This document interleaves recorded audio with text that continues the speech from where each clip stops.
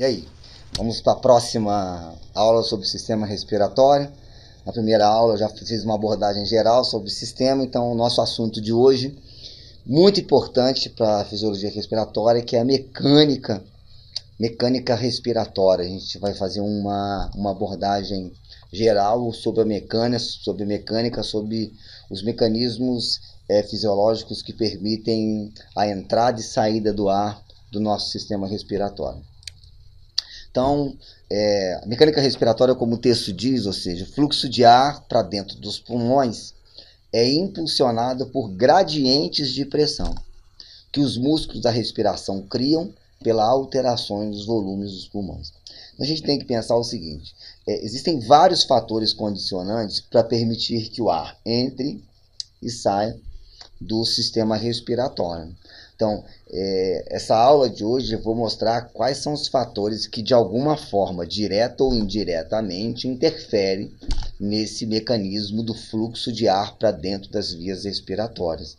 A gente vai desde o sistema nervoso até a musculatura respiratória, aos gradientes de pressão, seja externo ou interno, e aí o movimento do ar por dentro das vias respiratórias. Então a gente tem que identificar esses fatores para, de uma forma geral, entender como que essa mecânica respiratória ela é importante para o processo de respiração.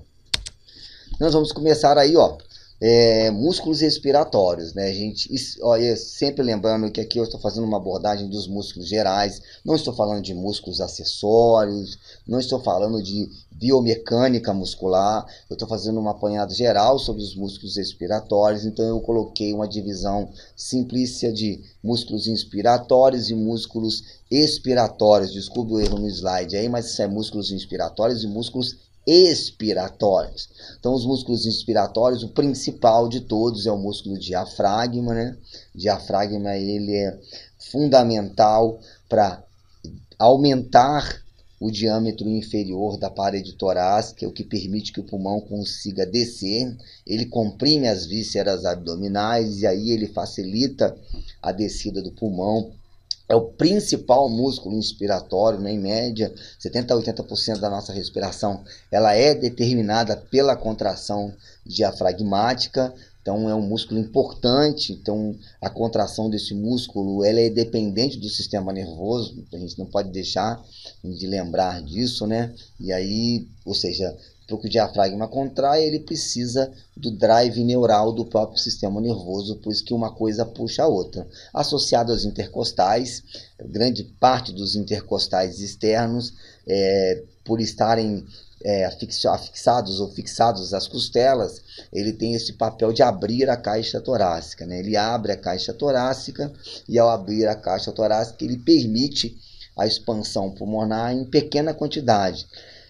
Se o diafragma para, por exemplo, os intercostais externos sozinhos não conseguem, nem os acessórios conseguem manter um fluxo de ar satisfatório, um volume de entrada de oxigênio satisfatório para nutrir os tecidos corporais.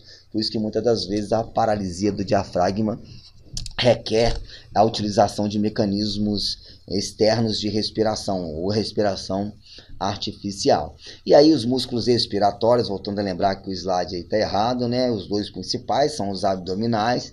Os abdominais eles produzem uma força contrária ao músculo diafragma, né? Se o diafragma desce, o abdominal ele faz uma compressão para a víscera subir.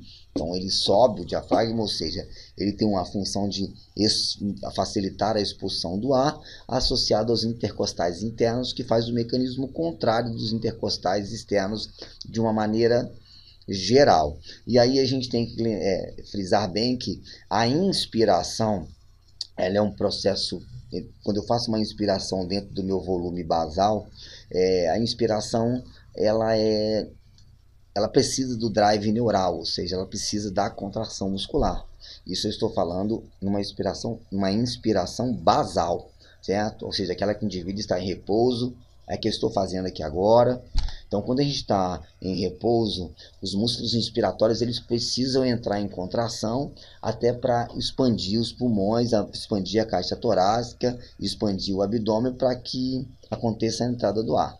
Já o processo de expiração o indivíduo estando expirando em repouso, ele é um processo passivo. Apenas a diferença nos gradientes pressóricos permite a expulsão do ar. Quando esse volume de ar ele aumenta, ou seja, aumenta além do padrão fisiológico, aí sim, os músculos respiratórios eles têm que contrair para expulsar esse excesso de ar. Aí eu tenho a relação do diafragma, né? O quanto ele é importante na expansão, principalmente na maior parte do pulmão, que é a base do pulmão, o diafragma contrai, e aí ele empurra as vísceras abdominais e aumenta o diâmetro inferior, né, de alguma forma, da caixa torácica. Então ele tem esse papel importante no processo de inspiração, e aí ele retorna passivamente, né, e o ar ele sai pela diferença de gradiente de pressão numa respiração basal. Bom, e aí nós temos, conforme eu falei, a respiração ela tem um controle voluntário e um controle involuntário, né? Esse controle nervoso da respiração ele fica localizado lá no tronco encefálico. Lá no tronco encefálico a gente identifica esse controle. E assim, o controle voluntário nós mesmos conseguimos realizar. Se eu quiser realizar uma parada respiratória agora, parar de respirar, eu consigo. Mas é lógico que essa parada é temporária, porque meu corpo vai precisar, ou seja, eu vou precisar entrar em processo inspiratório. E aí entra de forma importante o mecanismo involuntário.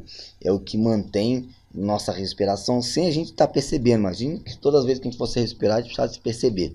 Então existe um controle nervoso da respiração, e esse controle fica localizado lá no tronco encefálico, numa área chamada de centro respiratório, lá no bulbo.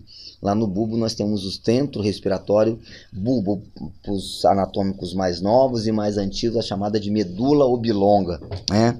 Então lá no bulbo ou no tronco encefálico nós temos o centro respiratório, o centro de regulação da respiração, e ele é importante no papel do controle da nossa respiração, nosso controle involuntário. Então aí, conforme eu falei, lá no tronco encefálico, né, nós temos aí, esse centro ele tem uma divisão neural, chamada de área inspiratória, a área expiratória e a área apnêustica. Eu não vou entrar em detalhes aqui sobre essas áreas, mas de alguma forma dá mais ou menos para a gente entender, uma relacionada à inspiração, outra relacionada à expiração e a outra relacionada à parada. Então nós temos esse controle perfeito, equilibrado em todo momento. Então, alguma lesão que afeta esse centro respiratório, e o indivíduo perde esse controle involuntário da respiração, e aí vai ter que utilizar um mecanismo externo para se respirar. Não é verdade? A gente não pode esquecer que esse controle ele é feito, as informações elas partem do centro respiratório e elas são encaminhadas por via simpática, parasimpática, elas são encaminhadas para algumas áreas do meu sistema respiratório que conseguem regular essa respiração. E lógico, por exemplo, o músculo diafragma, existe um nervo espinhal, chamado de nervo frênico, que conduz essa informação lá para o diafragma entrar em contração. Então nós temos um controle do nosso centro respiratório que utiliza o sistema simpático e o próprio sistema neurônio, sistema nervoso motor e o sistema nervoso sensorial, que muitas das vezes informa como é que está aquele órgão em determinados pontos, seja ele em esforço ou seja ele em repouso. Então alguns aspectos que interferem lá naquele centro respiratório, dele aumentar ou diminuir, por exemplo, o nosso processo de ventilação, nosso processo de respiração. E aqui nós temos o primeiro slide à esquerda, que na realidade nós temos os chamados de quimiorreceptores, né? Os quimiorreceptores, eles são responsáveis por detectar, eles têm os periféricos e os centrais, então eles detectam a concentração de oxigênio, íons de hidrogênio e íons gás carbônico, ou seja, íons de hidrogênio, as moléculas de oxigênio e as moléculas de gás carbônico. Então eles são sensíveis à concentração dessas substâncias para regular o processo respiratório, né? Ele regula esse processo respiratório, e ali nós temos, por exemplo, que receptores que ficam localizados já na aorta, né, nos chamados corpos aórticos, e lá ele consegue detectar essa concentração dessas substâncias e mandar uma aferência para os centros respiratórios para que eles regulem a respiração, seja para aumentar INS, seja para aumentar EIS, ou seja para controlar a nossa frequência respiratória. Guardem bem isso. Aí nós temos uma outra forma de controle, né, que é do próprio volume da respiração. Quando nós terminamos de inspirar, se o volume cai, é gerado um reflexo, chamado reflexo de Hering-Breuer. Esse reflexo ele é importante porque ele ativa a próxima respiração, né? É um reflexo não tanto presente, né? Porque o próprio mecanismo de necessidade metabólica do corpo já faz, mas é um reflexo que atua na nossa essa regulação da atividade respiratória, e ele atua diretamente, principalmente nas áreas pulmonares, né? Então nós temos tanto nas áreas pulmonares como na parte interior da traqueia, bronquíolos. Então ele detecta esse volume, ele detecta esse final da inspiração, término da inspiração, para imediatamente permitir a nova fase inspiratória. Tá? E partimos para o segundo fator, que é na realidade a chamada de pressões respiratórias. Importante a gente lembrar uma lei chamada de lei de Boyle, né? Que ele diz que para uma dada quantidade de gás contido em recipiente fechado, a pressão é inversamente proporcional ao volume. Então isso é uma coisa importante que a gente tem que considerar. Então a gente vai observar que na imagem à esquerda, né, quando a gente identifica dois fatos importantes, a gente tem que deixar bem claro é isso. Olha, no primeiro frasco nós observamos um quantitativo de molécula, né? Nós temos um quantitativo de molécula, e esse quantitativo de molécula, ele na realidade eu tenho uma área maior com a mesma quantidade de moléculas, e aí essa pressão ela tem um determinado valor.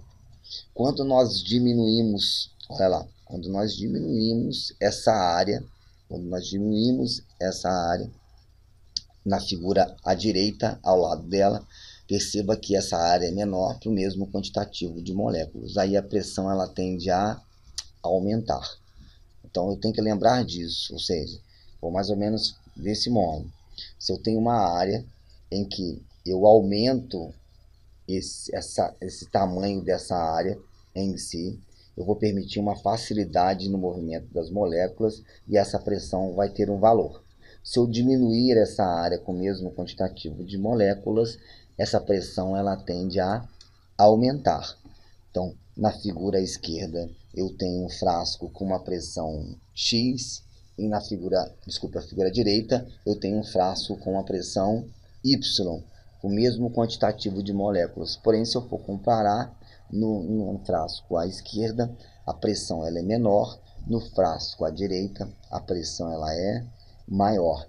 Isso é muito importante para a gente normalmente relacionar quanto à entrada de ar para dentro do nosso sistema respiratório. Eu vou dar esse exemplo quando eu for falar de alvéolo. Vocês vão entender isso daqui a pouquinho. Então nós temos 4 pressões importantes, são as chamadas de pressões pulmonares. A primeira é a pressão atmosférica, que é a pressão do ar ambiente, a pressão que ela pode estar no nível do mar ou fora dela.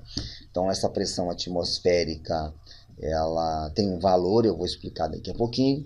Depois nós temos a pressão dentro dos alvéolos, que é chamada de, ou seja, a pressão pulmonar, né, ou pressão intraalveolar, que é a pressão dentro dos alvéolos, e aí eu vou explicar também. Nós temos a pressão intrapleural. A gente tem que lembrar que a pleura são duas membranas, uma pleura visceral, uma pleura parietal, e entre essas pleuras existe a presença de um líquido, que é chamado de líquido pleural. Como é um espaço confinado que tem líquido, ele tem uma pressão também, que ela é importante. E existe a pressão transpulmonar, que é a diferença entre a pressão alveolar e a pressão pleural. Eu vou fazer uma abordagem melhor dessas pressões. E aí nós temos a pressão atmosférica, com os valores gerais, que 750 milímetros de mercúrio, 1 atm, né? Esses valores são a nível do mar, pode variar com o clima, aumentando a temperatura ou diminuindo a temperatura, nós também alteramos essa pressão, mas aí eu não vou entrar nessas leis físicas, né? Isso fica lá para a disciplina de biofísica para explicar isso.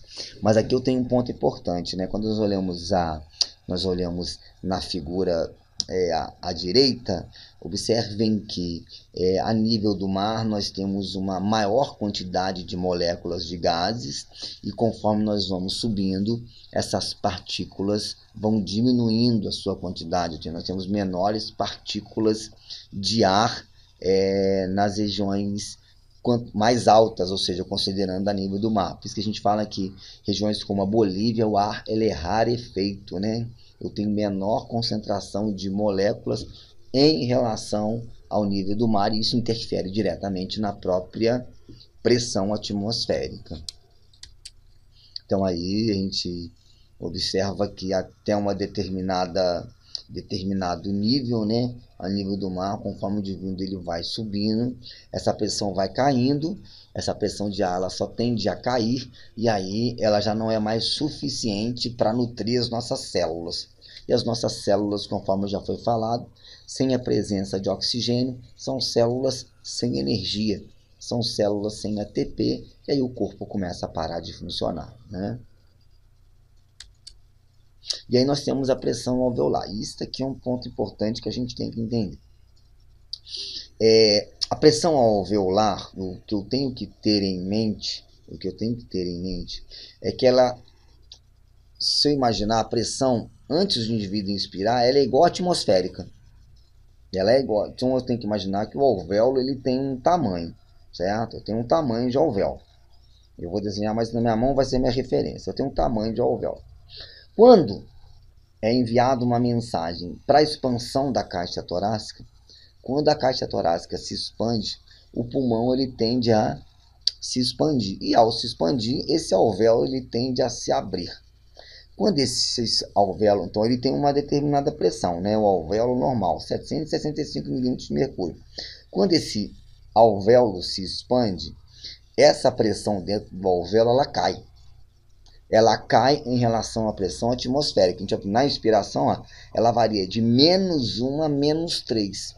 Ou seja, ela fica menor do que a pressão atmosférica. E aí, quando ela fica menor, o ar flui do meio de maior moléculas para o meio de menor molécula. E o ar ele vai entrando. O ar ele vai entrando. Até chegar um ponto que aquela alvéolo cheio, com volume aumentado, cheio de moléculas, a pressão daquele recipiente começa a inverter. Ela sai de negativa e começa a ficar positiva. Ela vai ficar maior do que a pressão atmosférica. Quando ela fica maior, ocorre uma inversão. A partir do momento que ela ficou maior do que a atmosférica, o ar ele tende a se deslocar do alvéolo para fora do sistema respiratório. E aí eu tenho que considerar no processo de respiração. Vou dar um exemplo na bexiga aqui, até falei sobre na próxima aula, ou seja, essa é a bexiga, ela está vazia. Então, quando o ar entra, ela vai encher o alvéolo, né? Ela vai encher. Vai chegar a determinado ponto que esse ar aqui, ou seja, a pressão aqui dentro vai ficar superior a de lá. E o que vai acontecer? Ó, quando eu encher ela, ó, automaticamente o ar ele vai sair. Eu lembro que eu expliquei? Ele não sai todo porque as vias respiratórias são preparadas para ficarem abertas, né? Porque existe ar dentro das vias respiratórias, que eu até chamei de volume morto, e o próprio alvéolo ele tem sempre uma quantidade de ar no seu interior, e esse ar ele mantém o alvéolo aberto. Além disso, esse alvéolo não se fecha por causa daquele líquido chamado de surfactante, ok? Então isso tem que ficar bem claro. Quando por ar entrar, o alvéolo se abre, a pressão intraalveolar diminui, o ar entra. Depois que esse ar entrou, a pressão intraalveolar ela fica superior à atmosférica e esse ar tende a sair. Então tá aí, ó, os mecanismos, né, das pressões, a pressão atmosférica, e aí durante a inspiração acontece esse mecanismo importante de diferença de pressão. Essa diferença de pressão permite que o ar entre, depois esse ar ele tende a sair. E aí nós temos a pressão intrapleural, conforme eu falei, que é uma pressão importante, a gente não pode esquecer, né? Essa pressão é uma pressão negativa, negativa em relação à própria pressão intraalveolar, né? Então, se a gente for imaginar a pressão 760 milímetros, né? Você vê, ela é 756 milímetros, ela é negativa, tem uma pressão que favorece a expansão.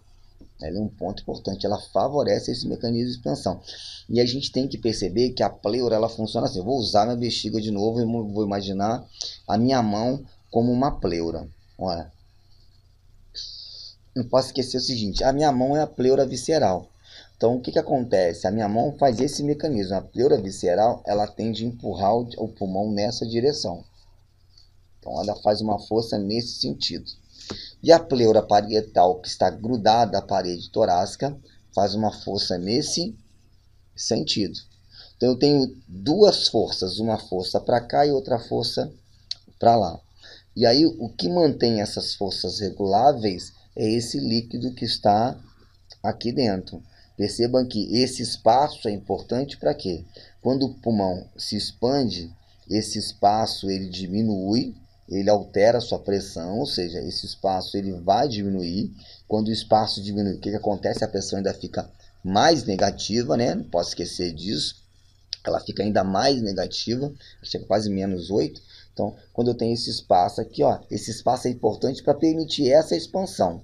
E aí depois ele volta ao normal. Ó. Ele tem que ter esse espaço entre a pleura visceral, que está aqui no meu dedo polegar, e meu indicador. Então o pulmão faz isso, ó. Ele se expande, ela volta. Ele se expande e ela volta. E aí vocês observassem se existe uma quantidade maior de líquido dentro desse espaço. Vou fazer isso, ó, fiz isso, ó. Então eu tenho uma força que é aumentada para cá, eu enchi esse espaço de líquido, ó, eu aumento a força para cá e é tendencioso que aconteça isso, ó. Essa pleura cheia de líquido, lá, faz com que o pulmão ele tenha essa força para cá e outra força para lá. E o pulmão não consegue vir para cá, ó. O pulmão não consegue se expandir. Por que ele não consegue se expandir? Porque existe uma força empurrando ele para cá. Por isso que pacientes com pneumotórax, derrame pleural, ele tem uma insuficiência respiratória. Ele não consegue respirar porque o pulmão não consegue se expandir.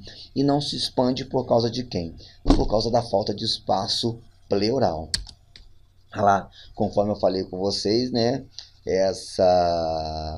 Essas forças em que as pleuras elas determinam o espaço pleural, ele é muito importante. Quando a gente tem a abertura desse espaço por um derrame, o pulmão ele impede a sua capacidade de inflar. E aqui uma outra coisa interessante, né? O ar entrando ali, ó, ele praticamente tem mais uma via de abertura das vias respiratórias.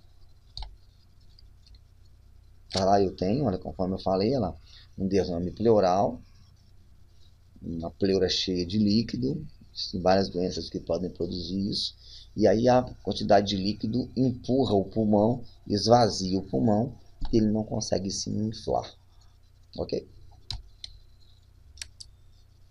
Bom, e aí a gente tem que imaginar que na mecânica da respiração, o ar ele flui dentro de tubos, né? Ele vem desde a traqueia, brônquios, bronquíolos, até chegar nos alvéolos.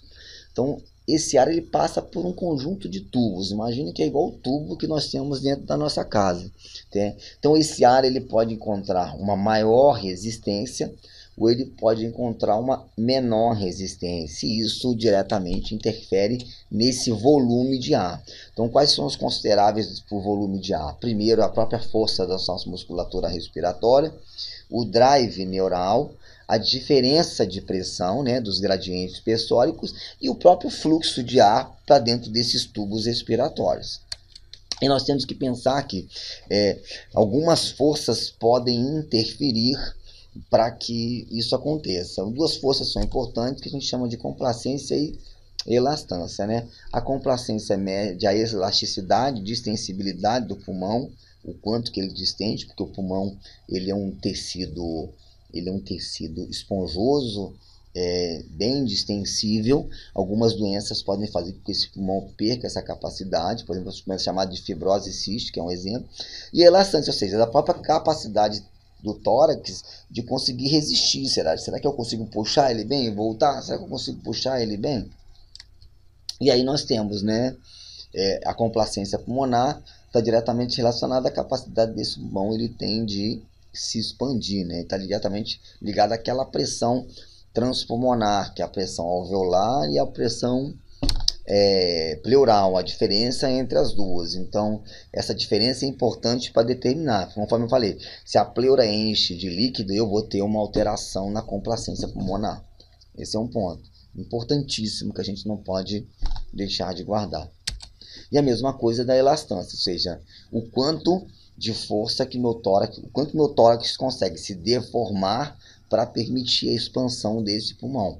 Um exemplo de elastância, uma fratura de costela com dor, o indivíduo ele não consegue, ou seja, quando ele vai inspirar, aquela dor impede a expansão torácica e interfere diretamente nessa capacidade de deformação dos próprios tecidos da caixa torácica.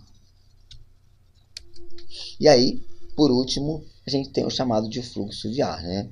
Que é, conforme eu até comecei a falar anteriormente, é esse movimento do ar pelo interior dos tubos respiratórios. Então a gente tem que imaginar que esse tubo respiratório ele tem um diâmetro e ele pode se expandir e voltar ao seu diâmetro normal. Isso é o que é o normal. Então o ar ele passa dentro desse tubo sem nenhuma resistência, tanto para entrar quanto para sair. Existe já uma resistência natural, porque esses tubos eles vão diminuindo de tamanho, e aí esse ar vai encontrando essa resistência.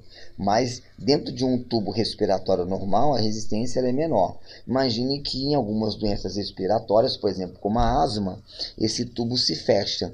Então o ar ele vai encontrar uma maior resistência e aí ele vai interferir, ou seja, diretamente na ventilação, na perfusão e também na difusão. Então nós temos dois fluxos, primeiro que é o laminar, o ar ele não encontra nenhum tipo de resistência. Vou dar um exemplo de novo da bexiga, né? Ó. Quando a gente enche, ou seja, o ar ele passa e aí quando ele sai normal. A bexiga, como não tem essa área da bexiga, como não tem, por exemplo, igual a traqueia, se eu tivesse anéis aqui nessa bexiga, o ar ele sair sem nenhuma resistência. Aqui a bexiga ela colaba, então ela encontra uma resistência de saída, assim como eu tenho que fazer mais força para encher, porque ela não está aberta. Eu tenho que fazer uma força para ela abrir. Em algumas doenças, como por exemplo, presença de secreção, broncoespasmo, esse fluxo ele pode encontrar resistência. E essa resistência a gente chama de fluxo turbulento, o fluxo turbilionar. Então isso interfere nesse movimento do ar pelas vias respiratórias. Tá? E eu tenho um exemplo lá, os brônquios abertos e um exemplo de uma doença, a bronquite, ela é uma inflamação da região interior da parede brônquica que diminui o seu calibre. Isso produz alguns sons patológicos que eu já até abordei na aula, que é chamado de sibilo, ronco, mas o ronco está mais ligado às secreções, né? Estertores. Então todos os sons. O som normal ele é chamado de murmúrio vesicular, que é o som que pela passagem do ar pelas vias respiratórias inferiores. Quando esse som, ao escutado por um estetoscópio, ele altera sua característica normal, né? Produz um ruído diferente do normal, a gente tem que avaliar esse ruído. Ele pode ser desde de um sibilo até um ronco, até um estertor crepitante ou subcrepitante, e aí fica a critério lá na semiologia para o entendimento desses sons. Aí um outro exemplo, tá? De fechamento importante dessas vias. E aí nós encerramos a nossa aula sobre mecânica ventilatória. Deixo aí com vocês nossa bibliografia, né, para seguir. Toda aula eu repito sempre, não podemos esquecer de seguir a sala de aula, anatômico. Muito obrigado e vamos para a terceira aula posteriormente. Um abraço a todos.